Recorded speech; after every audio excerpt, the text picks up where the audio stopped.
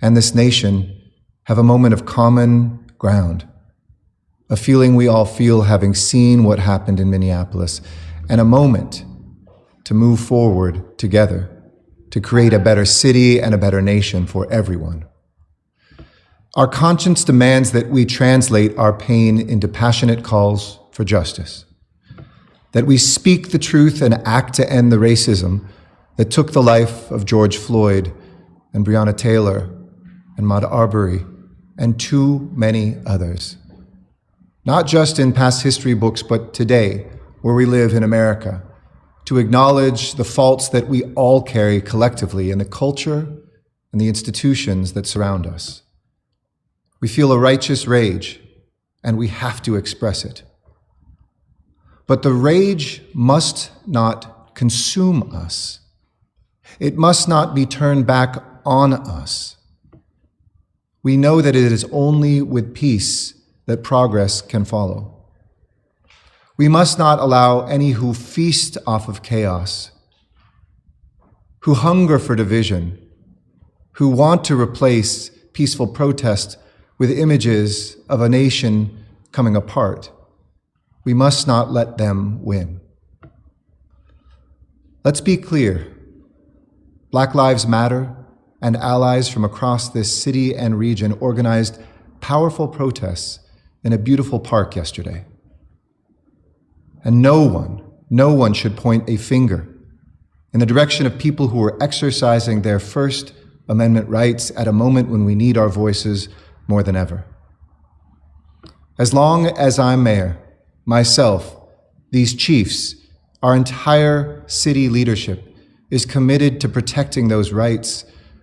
Those rights are most important in bad moments, not just good ones, when we must give voice to outrage, not just to moments of happiness. And we are committed to the peaceful and safe expression of those rights. And we must continue to do, even in these most difficult days, to support peaceful protest and steps that our nation faces in the days ahead to go beyond protest towards progress. But as the sun set in our beautiful city last night, we saw some of the ugliest images in a generation. Acts on our streets that were not demonstrations for justice, destruction and looting that came from a small group of individuals, but they have not just caused chaos and damage. They are hijacking a moment and a movement and changing the conversation. We have police officers who worked all night last night and the night before, who are away from their families, protecting people and businesses they don't know the names of. They put their lives on the line. Some of them have been injured. This isn't new to them, though. Our guardians put themselves out there bravely every single day to save a woman trapped in domestic violence, a teenager who's been trafficked into sex trade, somebody who's been a victim of sexual violence in our city, processing, being the detectives, making sure that justice is served in our city every single day. They mentor young people. They reflect the demographics of our city. And no, none of us are perfect, we're human beings, but they are trained and continuously trained to make sure that we have a model that is about de-escalating, about looking at our own bias, about partnerships for peace with people that didn't exist in this city decades ago. We need to contain that fact. But in the same city, we need to contain another fact that I don't believe is a contradiction. We have young people in our city who feel that they don't get a fair start in life, that the system is racist and rigged against them, that whether it's their schools, whether it's their family income, whether it's their health, that they start many yards behind the starting line, and that racism and rigged feeling infects also our criminal justice system in its culture and its practice. But for a moment, even those two groups on both sides of the line found common ground. It looks like this. Out there right now, we've got everyone from everyday citizens who are protesting to business owners to good cops and firefighters upset and grieving about the injustice we all saw as Americans first. We saw it in Minneapolis, and we've seen it too often. This is a moment to find and to hold that common ground, and I am committed to doing that. But against that shared pain, and behind badges, in our homes and in our streets, we all clearly saw something that had nothing to do with justice. We saw people in our city smashing windows, stealing, and beating. We are bigger than that, and I know we are better than that. The us peacefully speaking out sometimes doesn't have as loud a voice as the images that make the news. A small number of people who seek to exploit our pain in order to commit crime. And as I see these criminal acts take hold and take attention away from the real challenge behind us, I think about the suffering already in our city, the businesses that we're hoping to reopen that have been so badly beaten down by COVID-19, businesses that had a fighting chance and could have welcomed customers back this weekend but are now closed, damaged, and looted. But just as we have during this COVID-19 crisis, we will support those small businesses. My promise to them is that you are the bedrock of our economy, and I'm committed to cleaning up our streets as we've been doing each day, to giving assistance to the small businesses who feel as shattered as their window fronts, to the employees who need a paycheck and now wonder if that is gone, and those who need to lead our recovery economically from this pandemic. It breaks my heart, too, to think about the Angelenos protesting in peace and fighting for justice, how this violence and looting clouds that picture. Those who celebrate the pictures are the ones who seek to divide us, to make sure we can't find common ground. I think about parents in different neighborhoods worried about whether their children can play outside or whether they can take a walk around the block. And it is my core responsibility to make sure I do everything in my power to keep our streets clean and just, to make sure that we have our communities safe and fair. It's not an either or. And violence is never the answer to violence, even if it's thousands of miles away. If we were watching closely yesterday, we saw that Angeleno spirit in action in Pan Pacific Park, people demonstrating with nonviolence and strength. We saw images of officers on the line exercising restraint we expect of them. But we also saw people burning vehicles, jumping on buses. We saw tactics that all of us need to make sure restore the peace and find the common ground. As I've said, we know that there are those among the peaceful demonstrators who are not interested in peace. Their interest is in chaos, not calm, destruction, not justice. And we know that there are always, in any system, accountability that whether you're an officer with a badge or an everyday citizen, that you need to be held accountable to. And it's my promise that that will always be our city. So we have to tap now into every resource that is available to protect our city. That is the job at hand today. And I want to give you a few updates on some of our steps and decisions in the past 24 hours to do just that. When times demand it, strong steps are required to bring peace back to our city, which is why I enacted, as heavy a decision as it was, a citywide curfew. I gained some strength from mayors across the city who I talked to, from Atlanta to Seattle, from Denver to Cincinnati, in Louisville, and of course Minneapolis, who said, when the innocent start to be the victims, when lives begin to be lost, our first responsibility always is, so that we can find progress and justice, to restore calm and peace to our streets. The goal here is to keep all Angelenos safe, and please help do that. We all have to own that ourselves, to give law enforcement and firefighters the space they need to keep the peace. And so we will keep this curfew in place this evening, the same hours from 8 p.m. and lasting through 5:30, covering every part of Los Angeles. But on top of that, wherever emergencies arise, we ask our partners across the state for assistance. We provide aid to each other, just as we send firefighters for fires over our borders. Those same cities and places send us help, including from the state. And in that spirit, we received and thank the additional support that came from law enforcement agencies elsewhere in the state: Santa Barbara, San Luis Obispo, Ventura, and Kings counties. And in the early evening last night, I spoke with Governor Gavin Newsom to provide him with an update on what was happening here in Los Angeles. I described the situation. I explained how it had become clear that a small group had turned a nonviolent gathering into acts of violence and criminal acts against our local businesses.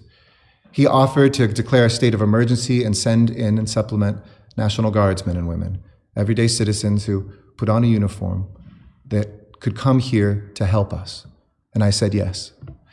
We've declared states of emergency for fires and earthquakes. We're in one now for COVID-19.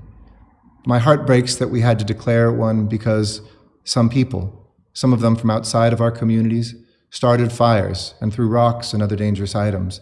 People who drove from across town in caravans, in cars to jump out, to loot, get back in the car, and do it again. That's the worst of us, and that's clearly an emergency. After this declaration, my office coordinated with the state's Office of Emergency Services on our deployment of our 500 National Guardsmen and women, and another 500 that have headed here, I know, to back up the Sheriff's Department. All of these steps are not to instill fear. They're not to exact punishment on anyone. The chief can speak more to the role that they will play. They will not be deployed in South Bureau. They will be in places where we are sensitive to what the community feel was from 1992. And they will do their job to protect those places that still aren't secured because of the looting that has existed here downtown and elsewhere in our city. And I also want to be very, very clear that ICE is no part of this. There's rumors out there. They are not part of these efforts. This is not some excuse to conduct immigration raids. These are folks that are under the command of our Governor Gavin Newsom, not our U.S. military. These actions are intended to protect our neighbors, our local businesses, our houses of worship, our streets, our neighborhoods, to help back up our peace officers and to help them deal with the immediate issues at hand and to try to respond to calls and perform their normal duties, because crime doesn't stop just because this is going on. In a similar vein, I recognize that there was some concern about why the COVID-19 sites were closed at about 3 p.m., 2 hours earlier than they usually do yesterday. Sunday's always our day off. There would have not been any tests today, no matter what. But that wasn't a decision where we just closed them from the government. And some have even said to punish people. Hardly. These are volunteers, and volunteers themselves said that they didn't feel safe and they wanted to leave, and that made that we had to shut them down a couple of hours early. As you know, Los Angeles was the first major city to not only give free testing, but free testing to everyone in every community, whether they had symptoms or not. And our testing operation is very heroically led by our fire chief, Ralph Terrazas, whose men and women have just done an extraordinary job side by side with those women. Because the volunteers who staff these centers still do not feel safe coming back to them, some of them will remain closed tomorrow. But I will have my staff and my team, together with our fire department, make sure that we keep our largest one open at Dodger Stadium. Our mega testing site with the capacity to do 6,000 tests will be open tomorrow, as well as our walk-up location in South Los Angeles, which is critically important, at the Kedron Community Health Center. And everyone with an appointment for tomorrow can still be accommodated right now. New appointments may be pushed to Tuesday or Wednesday, but keep testing yourself. And as I've always said each night, you know probably the website as well as me. It's coronavirus.lacity.org/testing to schedule. And I encourage all residents to get tested. I've talked about how COVID-19 feeds off of the racism that we see. I'm proud that since we saw the numbers of how African Americans in Los Angeles were disproportionately dying above the numbers in the population, we've cut that disparity in half, and we're not going to rest until we cut it in half again. At the request of LAPD, we also had to make a tough choice yesterday to shut down service on our Dash buses and to deploy Los Angeles Department of Transportation teams to the Fairfax district to impound burned out cars and help with the immediate response. Dash service has been restored downtown, and all Dash routes will be restored in the next hour. So if you need those buses, they are here to serve you. And in consultation with Metro Board Chair Mayor James Butts from the mayor of Inglewood and my friend, Metro suspended all transit service at 8 p.m. last night. It was not an easy decision given the challenge of balancing safety and maintaining that lifeline for so many people. Metro suspended its service out of utmost concern for the public and its employees and the damage that they saw to their bus yesterday.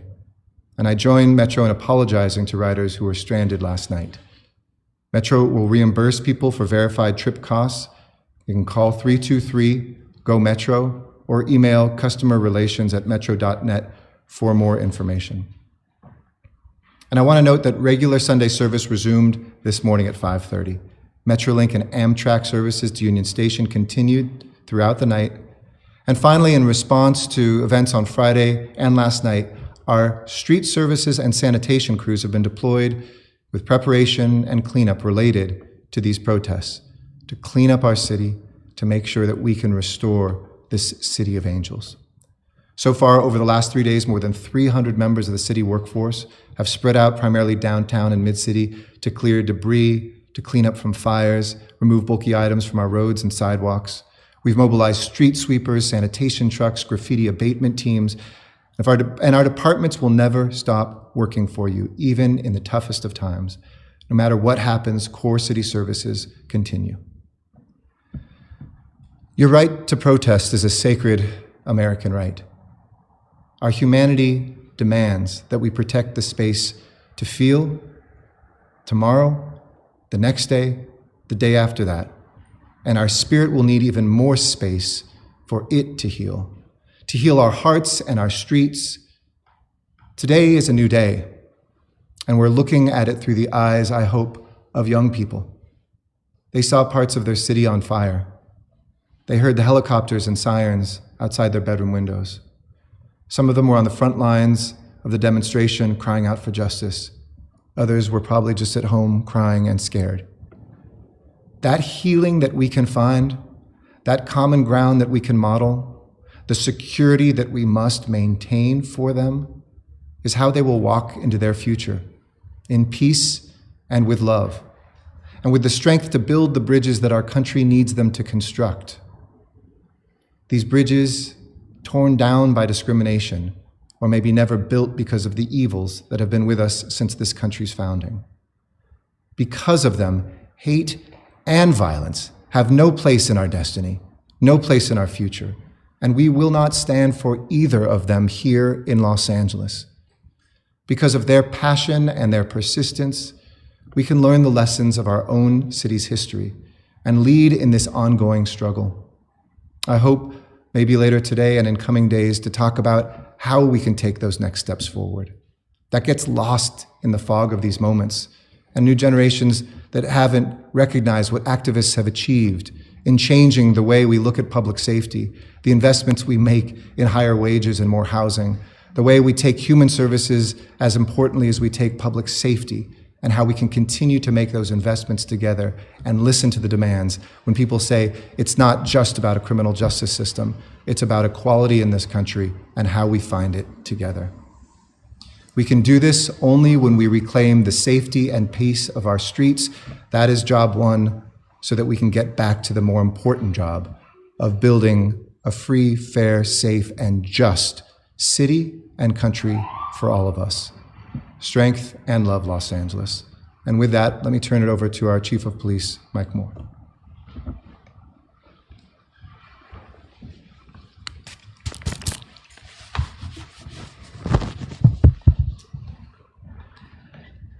Thank you, Mr. Mayor, and good afternoon, Los Angeles. I want to give a brief situation description of yesterday and then talk about today and the path forward. Yesterday began, and I put some publications out as as an opportunity for a new day. It followed a night of violence in which we saw destruction in the downtown business core. We saw rocks and bottles and officers injured. We saw valiantry and we saw destruction.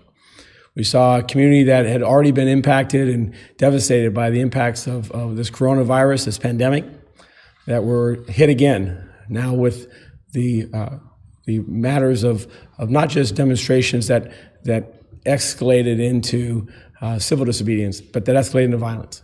But yesterday was an opportunity for us to restart. And we saw protest activities that we were supportive of, that we would facilitate. Two primary ones, both in the East LA portion of the Hollenbeck area, as well as at Pan Pacific Park. And as those protests went on and our officers maintained an awareness and a facilitation of those, unfortunately, we saw those escalate into violence. The one in I'm happy to say, the one in East LA, in the Hollenbeck area, was facilitated without any acts of vandalism or violence. But Pan Pacific Park, the aftermath of that was quite different. As the crowds left that location and moved across the area and eventually to Fairfax and Beverly, and the groups that were there, many of them participants earlier in a very peaceful and well-organized demonstration and expression, it escalated into violence. Not just the capture or surrounding of an MTA bus, to climbing on top of that, endangering both those individuals as well as the immediate public. But that turned into a firestorm of that bus and its destruction. As officers responded to attempt to regain control and protect those people that were inside and at risk, we saw further acts of violence against officers with rocks and bottles and other projectiles. We saw vehicles that were then burned and destroyed. As officers responded and could further contain additional resources and to disperse those groups, we also saw acts of officers interacting with those communities that gave me concern. And as I was personally on scene and responded there and to gather what was occurring, we made every effort to continue to de-escalate the situation. And I want to take a moment and say that when I stood on Beverly Boulevard, west of Fairfax, hours after the initial destruction, I saw opportunities within the protesters that were willing and able to have a conversation. That moment, while it was followed by hours after of continued expressions of violence and loss of hundreds of thousands of dollars in property damage, in devastation to business owners and lives that will last potentially for generations. But that moment and moments that we saw over the course of last night, there were opportunities between police and protesters, people who were not involved in the violence, but were caught up in that moment for us to de-escalate and to find an ability to hear each other for a moment. And that's what encourages me today. The organization last night, this department, Chief Terrazas, his men and women of the fire department, we resorted to tactics and strategies and resources to restore order and to maintain it. The fires that occurred, the violence that occurred, the looting that occurred had the potential of continuing to escalate into today, into the midst of which we have seen in our past. But those controls and those efforts and that valor and the energy of our people as first responders and first protectors made that difference. And to the men and women in public safety, as Chief of Police of Los Angeles Police Department, and I know on behalf of this mayor and all of the government of Los Angeles, we are grateful. What you do each day is this was the element of your heart, a demonstration of your values.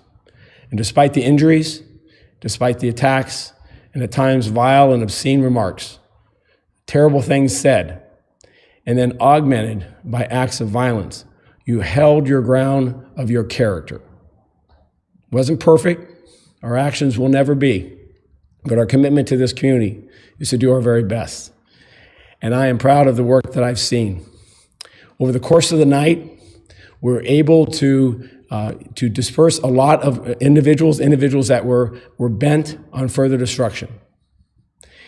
At that same time, as the organization has been responding to this emergency in these circumstances, we also worked with Mayor Garcetti and his team to work with the state to take further measures to ensure that we would not be satisfied with this continued escalation of this civil unrest. What we saw Wednesday night increased on Thursday. And as I said yesterday, it increased on Friday, and we looked forward to Saturday being a different day, but instead of that, we saw it exponentially increase. We saw no fires on Wednesday. We saw little property damage on Thursday, a little more increase. By Friday, both those circumstances changed. We began to see our first fires, and we certainly saw a tremendous amount of property damage and then looting. And then yesterday, exponentially, it increased yet again. And that's where I'm proud of the mayor's efforts in the state of California, our local law enforcement partners, Sheriff Villanueva, our fellow law enforcement, that we worked with strategies that we know are harsh and are strong, but are necessary to our primary mission, which is the safety of Los Angeles. And that was to restore order, to do so constitutionally, to do so according to the law, and do so in respect of everyone and their rights, and to do so in a manner that is just. As we did that, we began planning and added, I supported the efforts of an establishment of curfew, so that actions of people who are bent on lawlessness could be better identified and understood, and our officers, our finite resources, could focus on that. That effort last night versus the night before allowed us to make just under 400 arrests, many of which were involved in efforts of looting businesses that were left vulnerable by the damage that they had incurred. We saw efforts on Friday night of looting that were primarily individuals on foot. On Saturday night, that transitioned to vehicles, caravans, individuals that were moving from location to location in an effort to loot those businesses. The curfew allowed us and gave us an additional authority to stop those, investigate, and hold those individuals accountable. And that, I believe, was helpful, made a powerful difference in curtailing further acts of looting and loss to these businesses. Secondly, recognizing the finite number of the Los Angeles Police Department and its membership of some 13,000 in a city of 4 million, we mobilized our entire organization in a matter that has not happened in more than 30 years. But this morning allows me to more than double my workforce. Our ability of men and women, sworn members of the organization, to be seen. And to Los Angeles, I will tell you that our efforts are to be seen and to hear you, to see you, and to engage with you. Not in an enforcement posture, but to reassure you that we have better days ahead and that we will maintain order. The last matter was the issue of the calling of the National Guard. It is within the public safety framework, whether it be a fire, flood, or other natural disaster, man-made or otherwise, to rely upon the State National Guard as a resource for public safety. And it's a heavy decision because we recognize the symbolism or the idea of a military uniform. But as the mayor indicated, these are men and women that live in our communities. They're accountants, they're bookkeepers, they're bankers, they're construction people, and they're Angelenos. And today, their resources will come and are already in Los Angeles, and their assignment will allow our officers to engage in Los Angeles, engage in our public safety efforts, and free us from the responsibilities of holding on and ensuring the safety of businesses that have been broken into and are damaged and vulnerable. Last night, they arrived within hours of the request, extraordinary response, and interrupted individuals who were bent on further victimizing businesses that had been damaged and looted. That interruption has set a tone that will help us move forward in restoring peace and and recovering from this terrible spasm of violence. Today, this morning, we wake up with an added workforce of men and women who will be out in the streets working foot beats, talking with businesses, visiting houses of worship, engaging Los Angeles to reassure, to hear and listen to your concerns, and to be committed in a partnership as we work our way out of this disaster. The National Guard, I've met with their leadership. We'll continue with them to monitor them. We'll be stationed on foot at locations. They will not be patrolling the streets of Los Angeles. They'll not be in sectors in a sense of moving along blocks. They'll be at individual businesses to safeguard those businesses. They'll be in communications with us and us with them, and they'll be here as long as are needed to ensure that those locations are safe and to allow the department to work on other pressing emergencies for public safety. It's my hope and prayer that their tenure here is short, as is theirs. The curfew, as the mayor indicated, will continue tonight. We have protests scheduled for today. It is my every hope and belief that we can facilitate and ensure that those protests occur, regardless of their size, whether it's 100 people or 100,000. I have stood in this city and see 500,000 people in a demonstration on a weekend day with less than 100 officers, without any property damage, without any violence. People have asked me about controlling this and bringing additional officers to do that. The control of this is a part of what we have the capability of doing, but it is not the entire mechanism. In fact, it's very little of it. The primary matter of control is upon those in the protesters. And I leave and close my remarks by asking, a new day is Sunday, a new opportunity for, as people who have such anger and resentment and pent-up frustration with a system that I know and will acknowledge is not perfect, that has weighed heavily on communities of color, unjustly, systematically racist. As their efforts to change that system, which as a law enforcement professional, as an American Angelino, as a father, I'm committed to, as well as my men and women of this organization. We join on that common ground, but let's do so with peace. Let's do so with expressions that are guaranteed that we will protect. And let's do so in a manner that does not jeopardize the lives and safety of everyone in and amongst us. Thank you.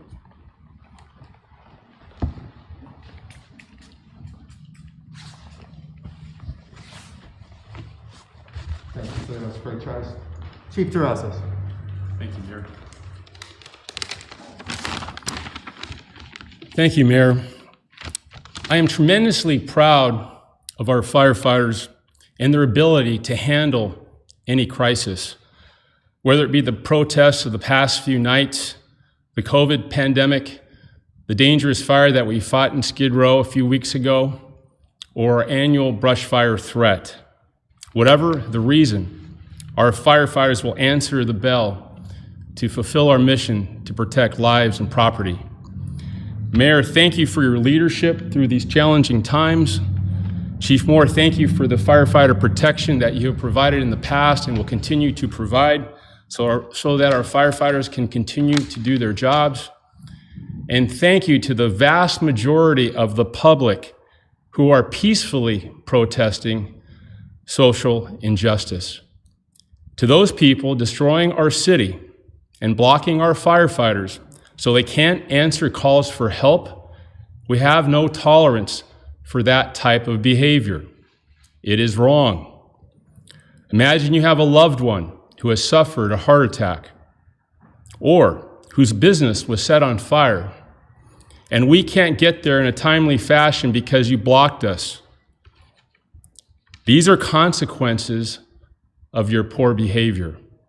I ask you to be better. Thank you.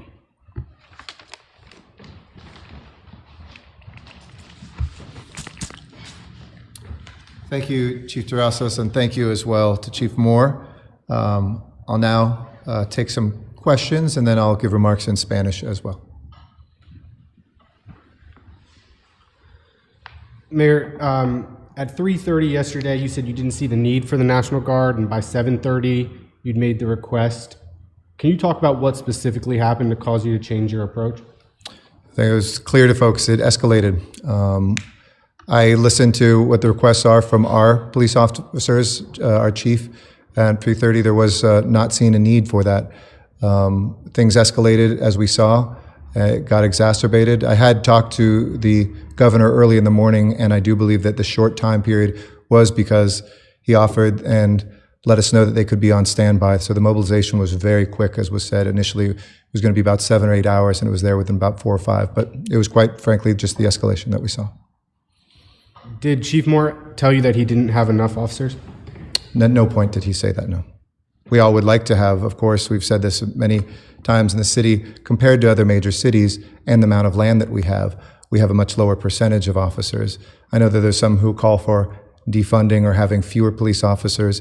I've always seen in departments, the more that they're underfunded, the worse things can happen. But no, we have been strong about making sure that we keep the police department strong with enough officers. And I listened every single moment to our chief and to the department and its needs, and no, that was not said. Can you describe the conversation you had with the governor?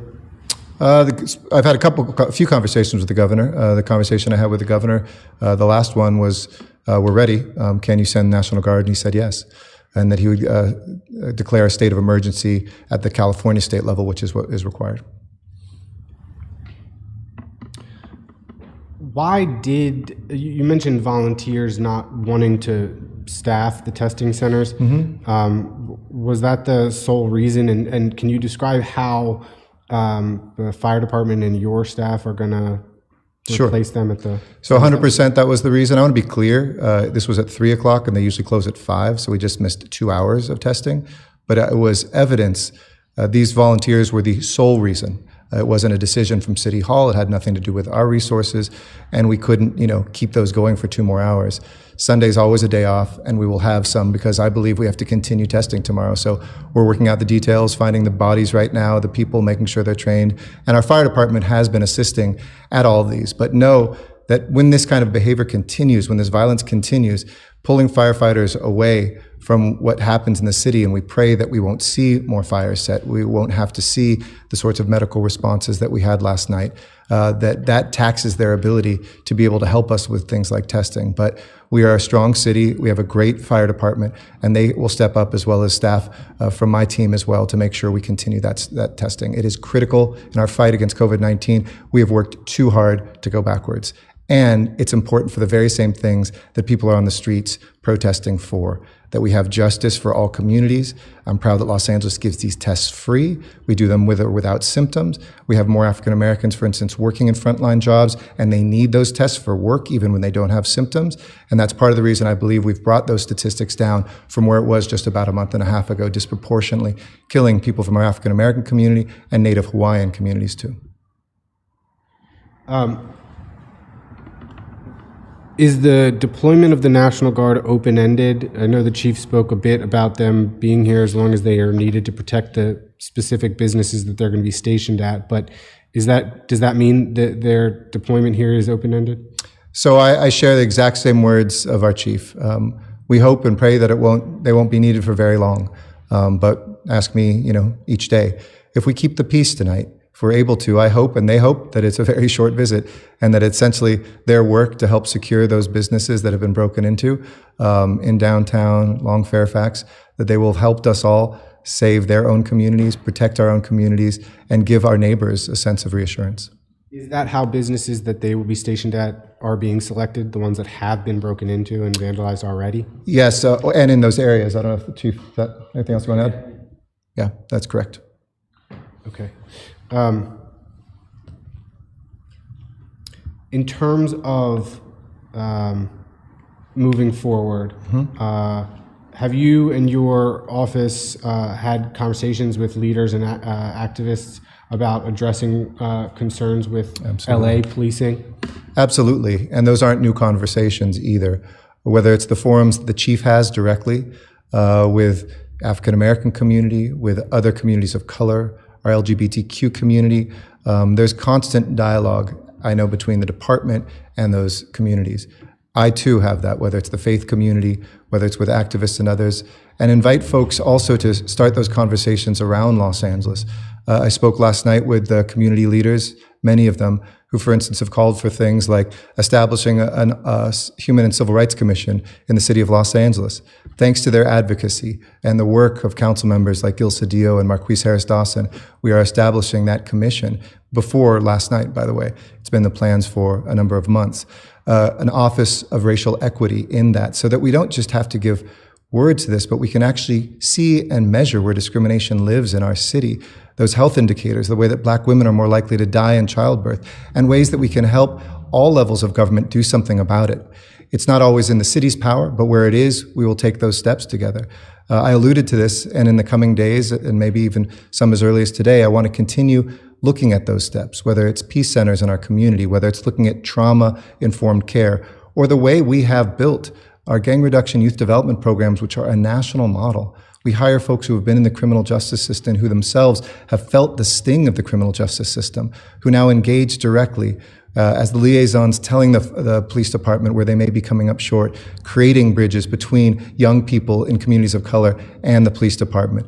And where we see things that are not working or that seem to discriminate, we've been taking those actions, whether it was stops in the South Bureau, which we did. I want folks to know that this is not something where Los Angeles has to be awakened. Long before I was mayor and long after I'm mayor, this is part of our culture. That said, I hope all of us take this moment not to just listen to the words of our leaders. Some aren't saying anything, and that is a yawning absence. But those who are saying good things, we have to back those up with actual actions. Are you raising a minimum wage? Are you making community college free? Are you hiring people coming out of the criminal justice system and advocating to do things like we have done, to ban the box, to hire people who have been criminally justice involved? Are you looking at the disproportionate impact of homelessness on Black people, putting a report out there and then putting millions of dollars into solving that specifically as we have moved forward, thank you to LASA and the first commission in the country in looking at the impact of homelessness on Black Angelenos. These are the things that have to be part of the texture of every single day.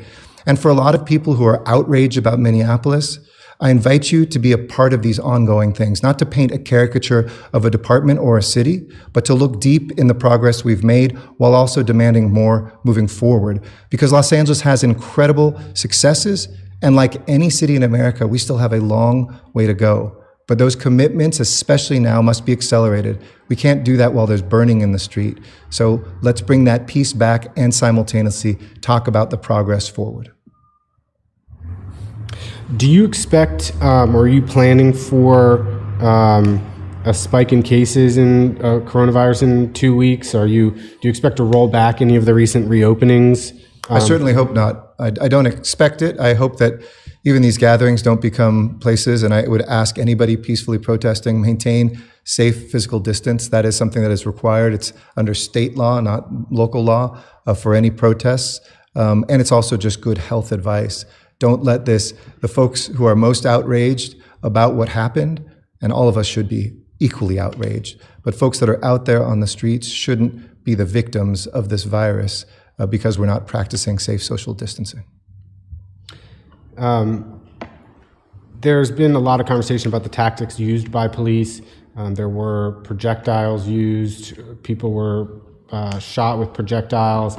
There were clashes with skirmish lines. What's your review of policing used yesterday? I know the chief mentioned that there were some strong tactics used. I'm going to be looking at all those. I asked the chief to detail those to me. I'd like him to actually say some more about what the tactics are, because look, in lawless situations, there's no easy ways to bring law and order back, but there have to be constitutional ways and there have to be safe ways to do that, where we don't have loss of life simply because of the chaos around. It's a very difficult balance, but it's one that we have, unfortunately, too much experience and have learned, fortunately, good lessons about.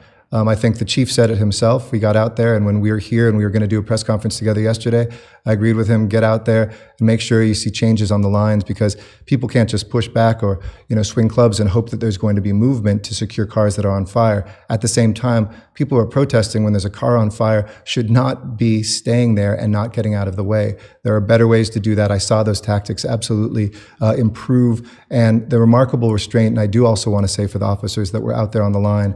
And you can always find something where the video of one bad thing or something goes wrong, and we all have to live with the accountability of that, and I expect there to be. But the 99.99% of the good restraint that is done by officers who want to keep the peace never leads the news, never makes the headlines. But I want to praise it, thank those officers, and ask them to continue to do that. But I'll let the chief talk a little bit more about tactics.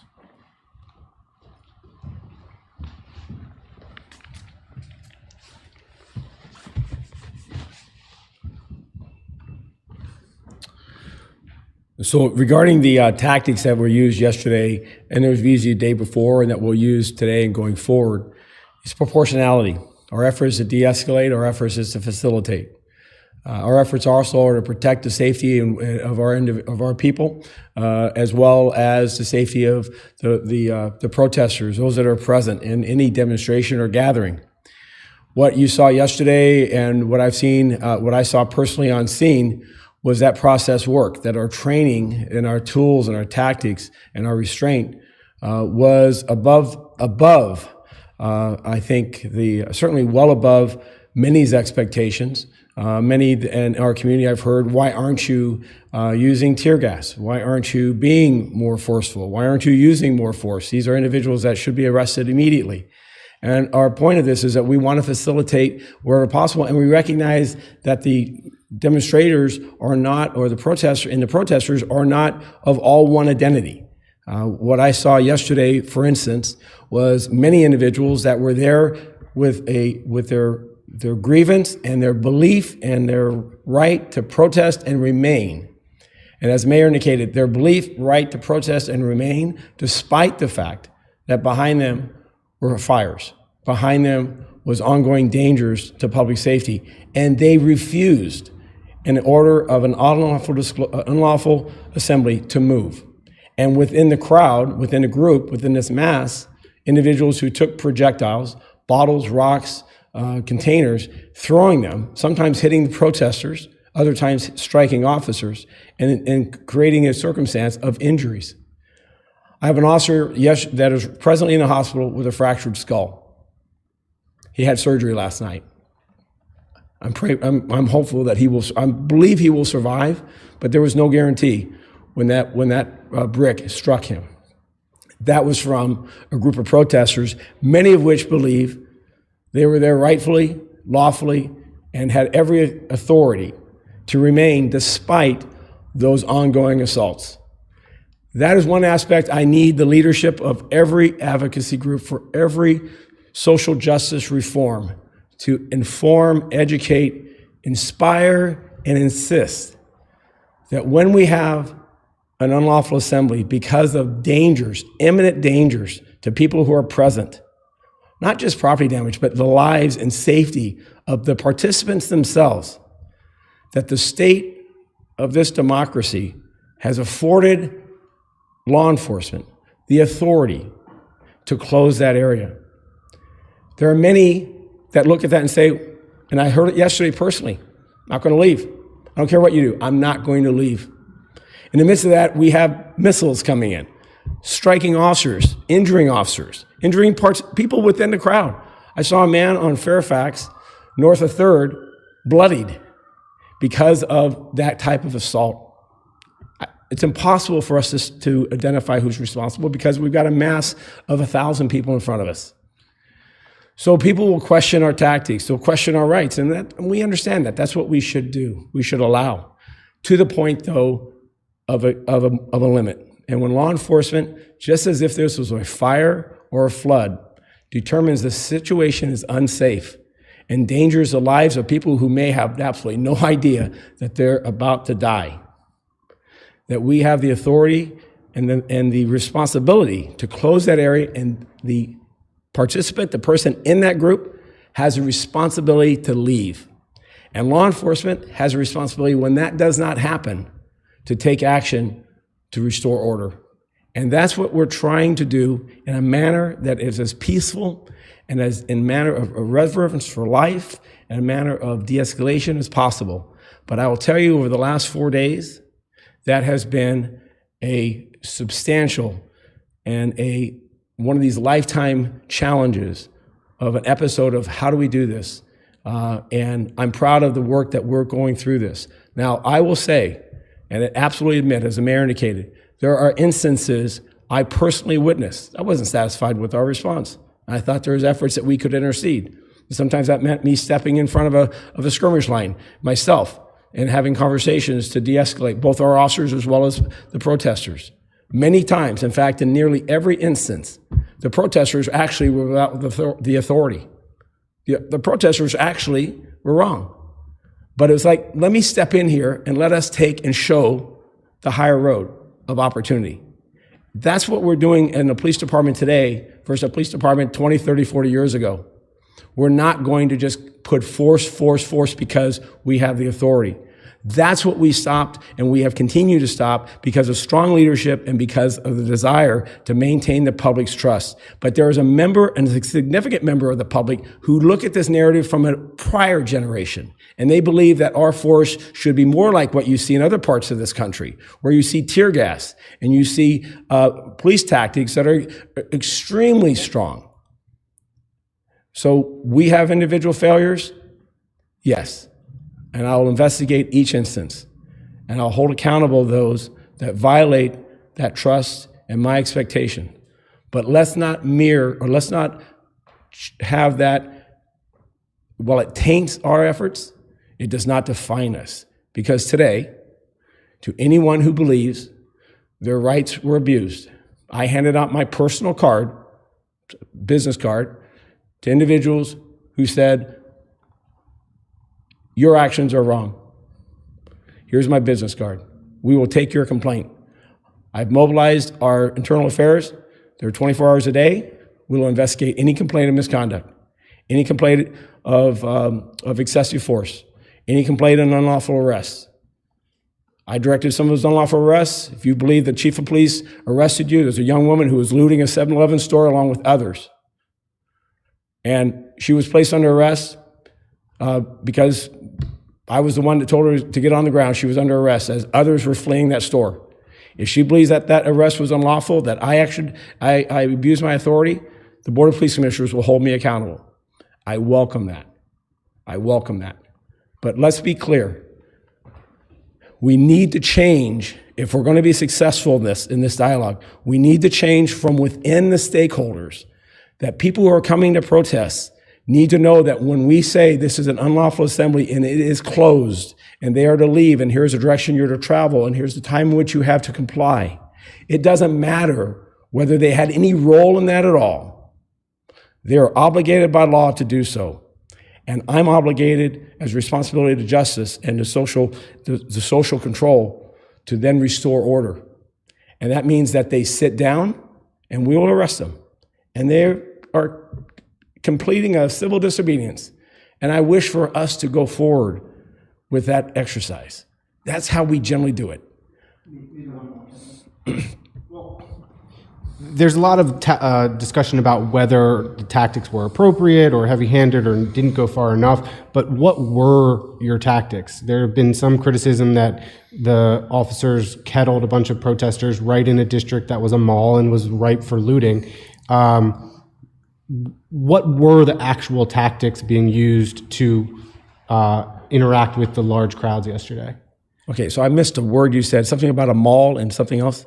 So the police department was moving tactically across the city to contain and do what you guys do with large crowds of protesters, right? Not to contain large crowds.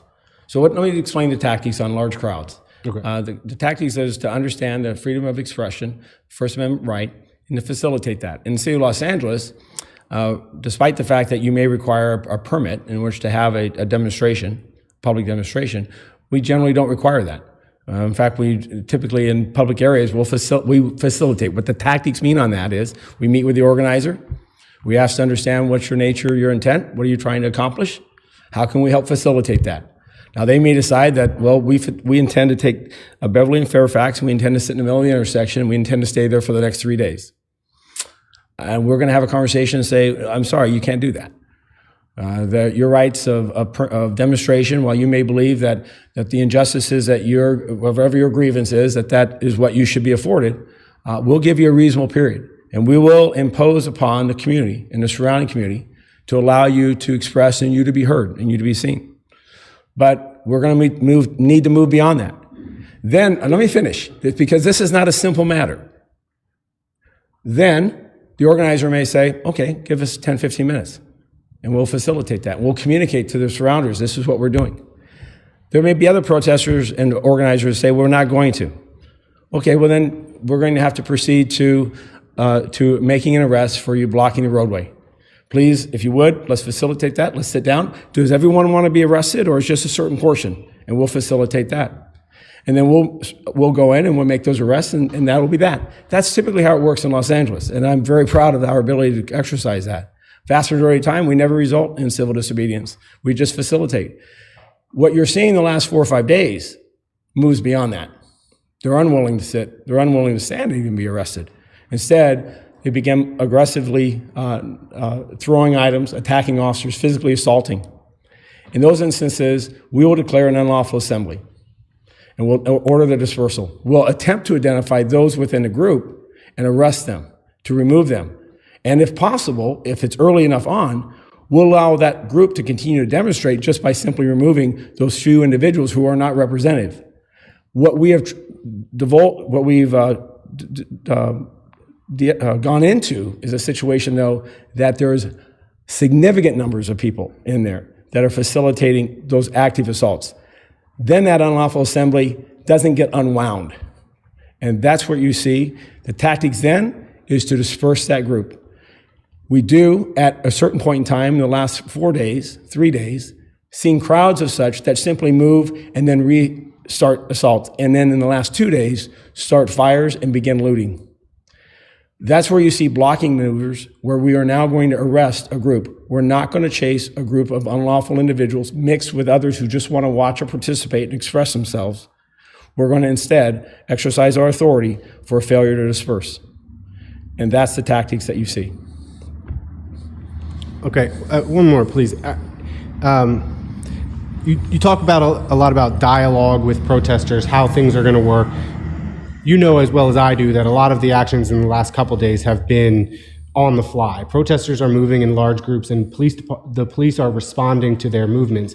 There has to be some sort of strategy that you're utilizing to decide how you're going to maneuver around those groups, in which ways, on which streets, and in which directions, so that you can control the situation. So I'm trying to understand which tactics you use to do that. This is probably a conversation. I'm not going to be able to satisfy your crowd control, crowd management strategies of civil protests in a back and forth in a conference such as this. If I would ask, I'm happy for us or people within my staff for us to sit down and talk about this. This is not a subject matter that takes well to snippets and so forth. And for instance, I don't know what you know and you don't know what I know. So let's not make assumptions, and let's have a conversation, sit down and go through the dialogue. My effort is, the underlying premise of this is to facilitate, to respect, and to work cooperatively for the expression. And when that doesn't work, to use proportional tactics in order to restore order. Thank you.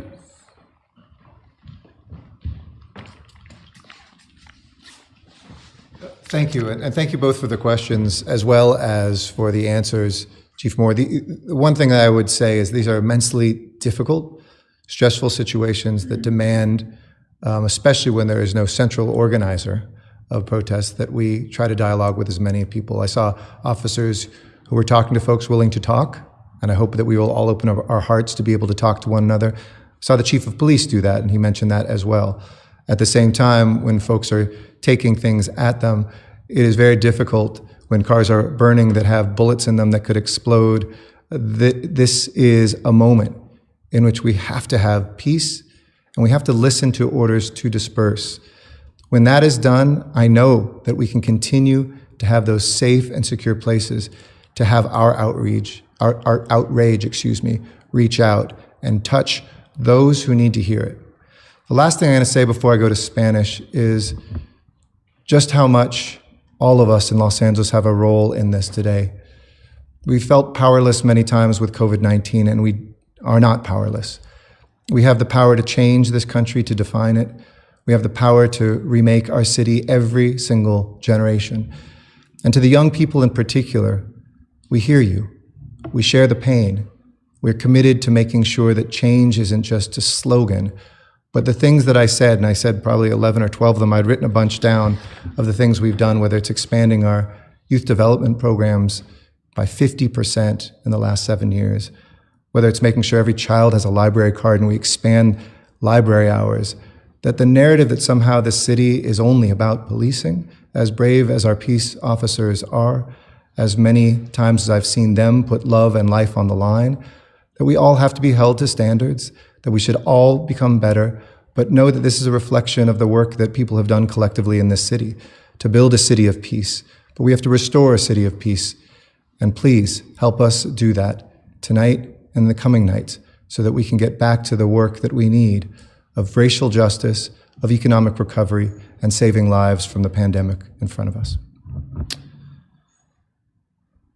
En español yo quiero decir también unas palabras.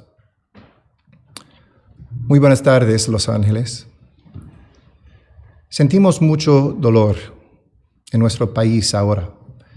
Yo también lo siento. Y como ustedes, yo también siento enojo.